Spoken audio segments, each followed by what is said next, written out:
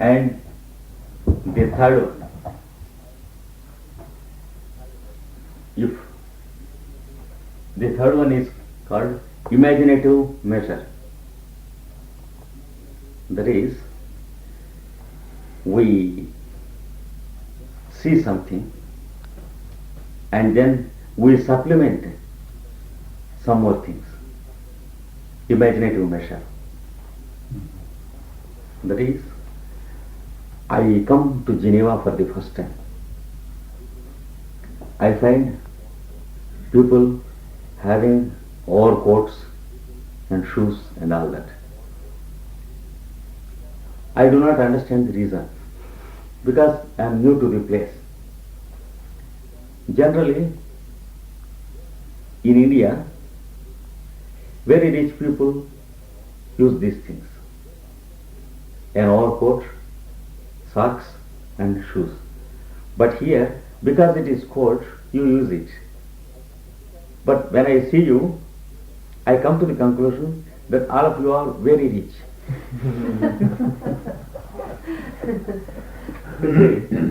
This is called imaginative measure.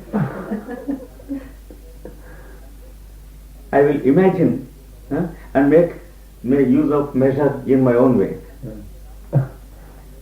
It is not exactly wrong measure, but imagine a wrong conclusion with the measure. This is also a little wrong.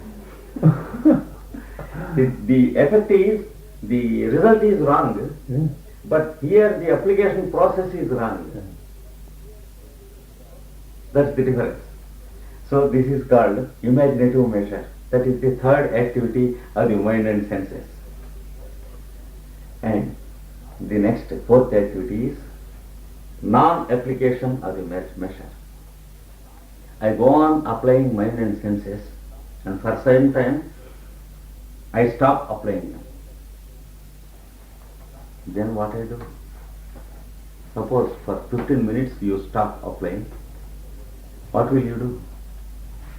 Suppose I don't do anything. Does the mind keep quiet? No. Therefore, it's not possible for a non-application or absence of measure. But nature has made it possible so that the machine may not break due to continuous use. That is what we call sleep. So, the fourth item is sleep. Because nature does not allow us to go on applying continuously. Because it will break. So nature makes a sudden non-application for some time. And then it begins to allow you to apply. Then understand, we are not sleeping, but the mind and the senses are sleeping. What we call sleep is sleep to the mind and the senses. If the real I am is sleeping, what happens is we cannot awaken once again. So the moment a man is dead, he should be thrown into the truck and taken to the cemetery to bury for a long. It's not possible because when we are sleeping, our lungs are breathing, our heart is beating, our blood is circulating, our digestion is going on. So the real I am, who is having all these functions, is not sleeping.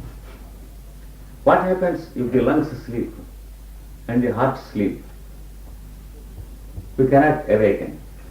So this is only a switch off of the particular room, not the cutting off the current in the house, but taking out the light, switching off a light in a particular room, which we call the mind and the senses activity. That is what we call sleep. But because we know only this much about ourselves, suppose you have given me that room, I stay in that room for 10 years without coming outside. I have an idea that the house is only that room. Similarly, we know ourselves only as mind and senses. That is why when the mind and senses sleep, we think we slept. So, this is the absence of measure. It is automatically done by nature because we don't do. We have many important things to work. We don't sleep. But nature makes it cut off. And then there is a non-application. This is what is called sleep.